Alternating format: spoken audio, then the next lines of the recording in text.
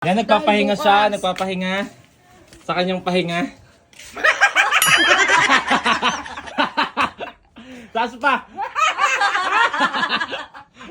Kasi ang may mouth ulcer siya. Pakita mo sa follower.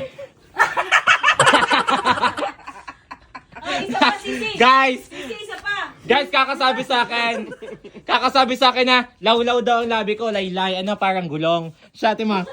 Ipakita mo ngayon, ang laki ng singa. Ipakita mo.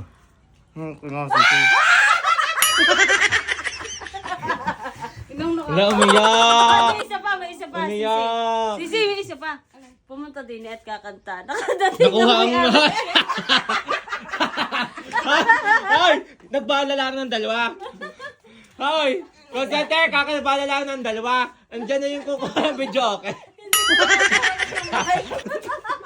Patay ang inopera. Bawal mapagod. Ang tanga niya. Inoperahan bago ginayon ang ginayon. Ang inopera pa na may matray. Ang init dito. Pubuon.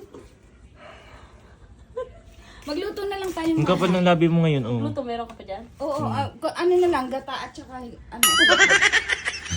Ang sakit bakla, gunang. Ipakita mo lang ng isa, papatayin ko na. Baka kasi may isa dyan silang mas mabisang gamot. Ang alam ko. Guys, ayan, guys, anong ginagamot niya pag may mouth ulcer na ganito? Yan, ganyan. Bakit lawet?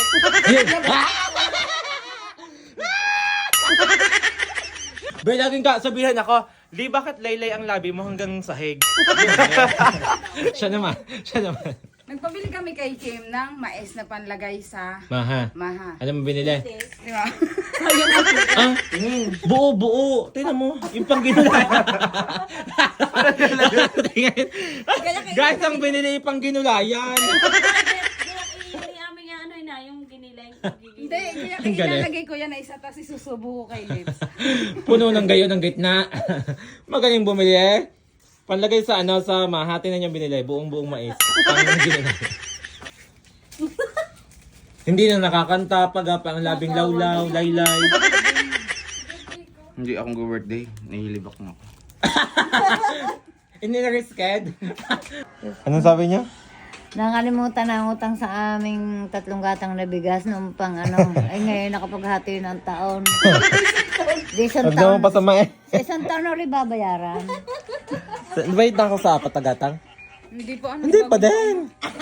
Bagong taon na, hindi pa nakabayad. Ang dami ko palang utang pa. Diyos ko po. Sa isang araw, isang ka ba na yan? Sabi naman mabigas pa eh. Sana all pa utang ulit.